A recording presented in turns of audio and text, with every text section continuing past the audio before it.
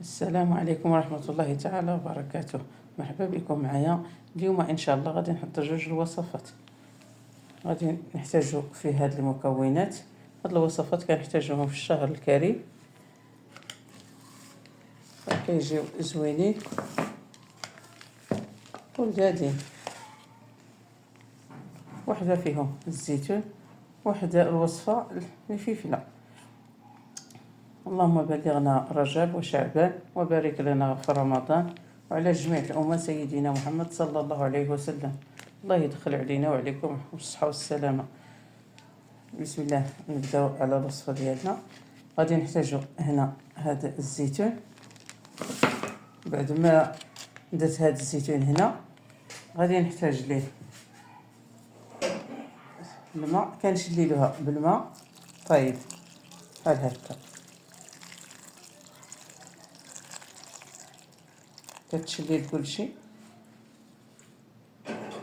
من بعد كنخليها تصفى شويه بهذه الطريقه، تتصفى في هذا الماء كلشي، ونغير ليها إناء. بسم الله. كنحتاجو هذا الزيتون بعد ما كرناها في الماء. غادي نحتاج ليه هذا الزيتونه معلقه كبيره ديال الربيع بين القزبر والمعدنوس بحال هكا. غادي نضيف ليه واحد الراس المعلقه ديال الكمون، القزبر مطحون. غادي نضيف ليها واحد المعلقه كبيره ديال زيت الزيتون.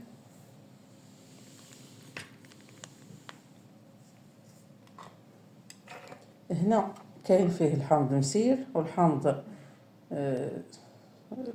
طبيعي، والثومه والفلفله الخضراء الحاره، الفلفله الخضراء والفلفله الحمراء. دابا غادي نحتاجو شويه د الحامض مرقد هكا، الحامض مسير، شويه د الثومه راه ما كنحكوهاش، كنديروها هكا مقطوعه، 2 حبات. غادي نديرو شويه د الفلفله الحاره بحال هكا. غادي ندير ليه واحد المعلقه العصير ديال الحامض، وغادي نضيف ليه شويه ديال الزعتر بحال هكا. وغادي نخلطو كلشي هاد المكونات هكا.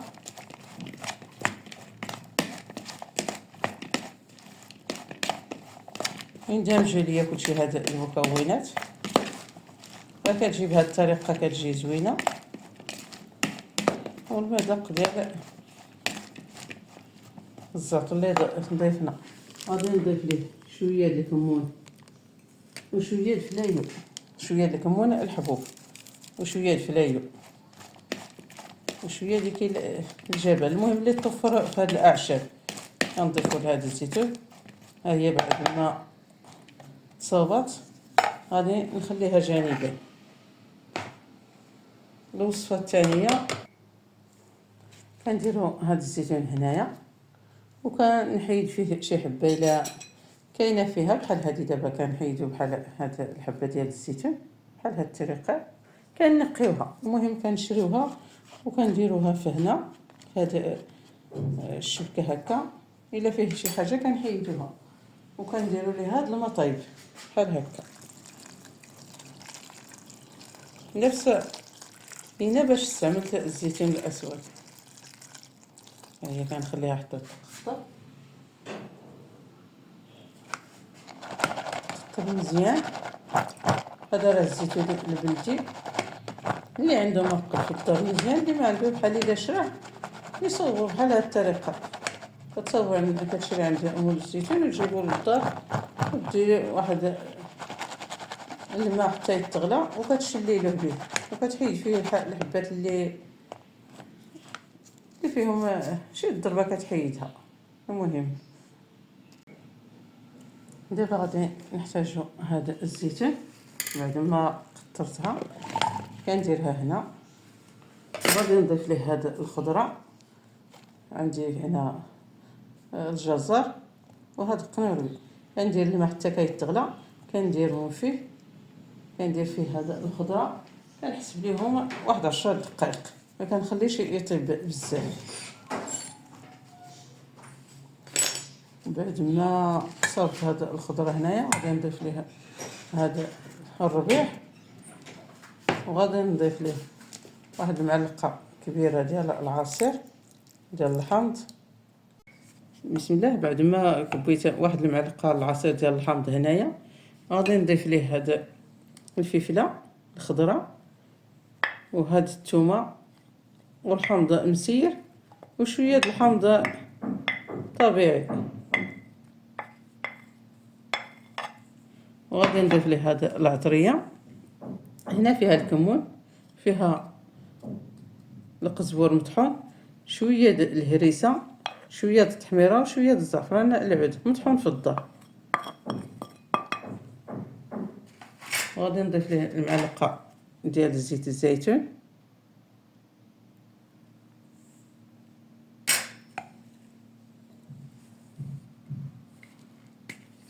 شويه د الصوص الصوجه،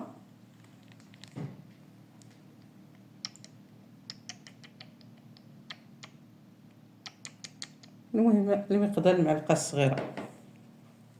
وغادي نضيف ليه شويه د الاعشاب المنسمه، غادي نضيف ليه شويه د الكمون الصوفي، شويه د القزبر ما مطحونش، كنضيف ليه شويه د الكرويه وشويه د الزعتر، المهم الاعشاب اللي توفروا، وشويه د فلايو.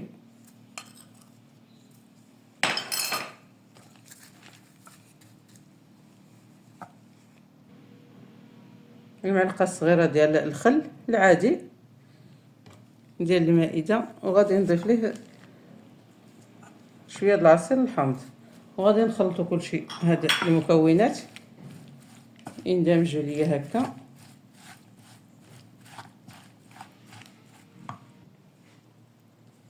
كنضيف ليها شويه د الملح هكا، وكندمجوا هاد المكونات كله، وحتى ديك الزيتون الكحل راه ضفت ليه شويه د الملح.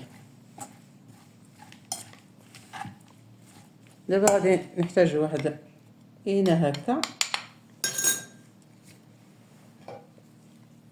غادي نحتاجو هذا العلبه هكا، ولا شي قرعه، المهم شي حاجه اللي كتسد، وكنديروا فيه هذا الزيتون راه كيجي زوين، والجديد بهاد المذاقات اللي ضيفنا ليه كلشي.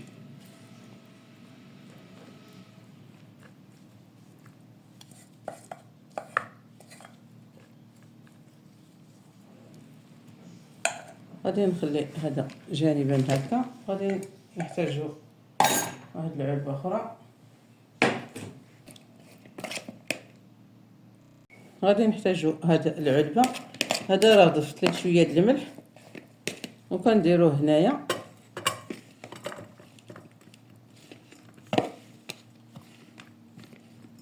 راه كيجي هذا الوصفه رائعه، كتجي زوينه. اللي كنبغيو الزيتون اي حاجه كتلقاه موجود عندك الا صاوبتيه بهكا.